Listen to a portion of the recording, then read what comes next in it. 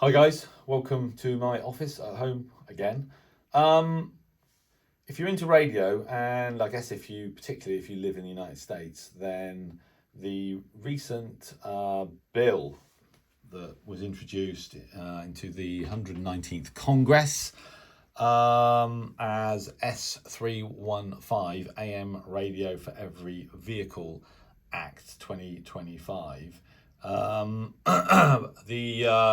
I read that the Senate Committee on Commerce, Science and Transportation they passed the bill, that committee, with and there was overwhelming bipartisan support for it, which is great news. It centres around the fact that certain EV vehicle manufacturers in the United States and elsewhere, I've actually got an EV. It doesn't even have. It has it doesn't have AM. I'm not even sure it has FM. Certain EV vehicle manufacturers in the United States, at least anyway. Tesla, obviously mentioned, Volvo, I think Ford, some others, started to emit AM radios in their vehicles. And the reason that they're giving is that electric vehicles generate a lot of QRM, electrical noise, that is obviously affects AM radio reception. Now, there are ways around that. You can obviously shield sensitive parts of the receiver, cables, etc. But I guess that costs more. But the S.315 bill that's been put forward basically says that that's, not having AM radio in a car, in any vehicle, any new vehicle, is a really bad idea. And their arguments make sense to me. What they're saying effectively is that in the United States, Congress should ensure that all new passenger motor vehicles are equipped with a device capable of receiving AM broadcast stations.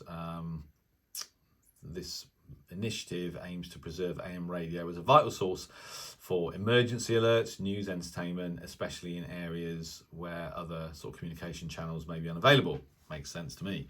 And the mandate for new vehicles is that all new passenger motor vehicles must include a device capable of receiving AM broadcasts as standard.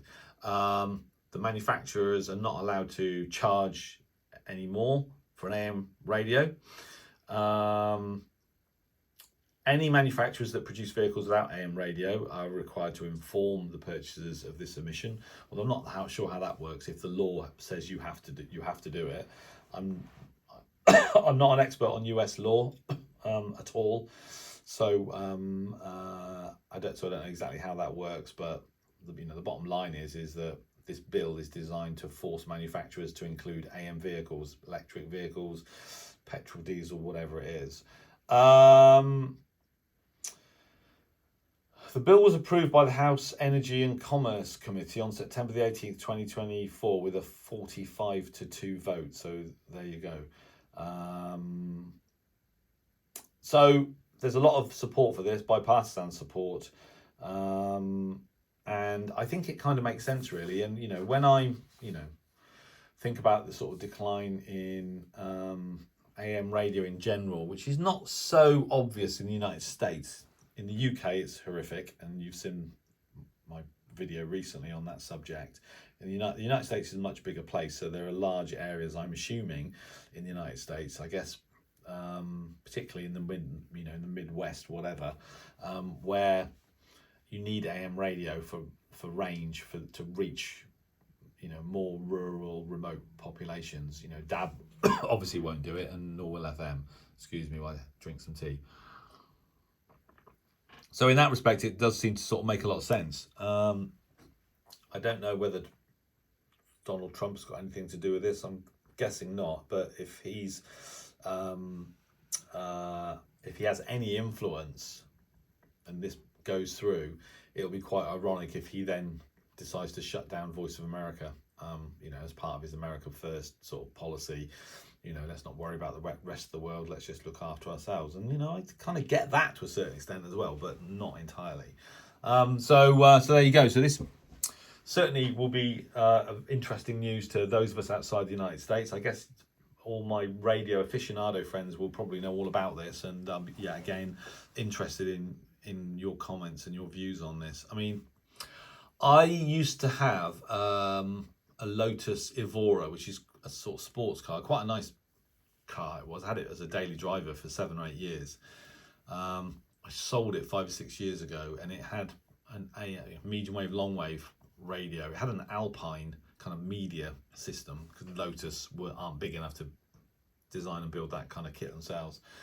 On AM, the reception was terrible. You could just hear, you could hear the station, but behind it, all the electrical noise being generated by the car itself, so it didn't work. But I know there are ways around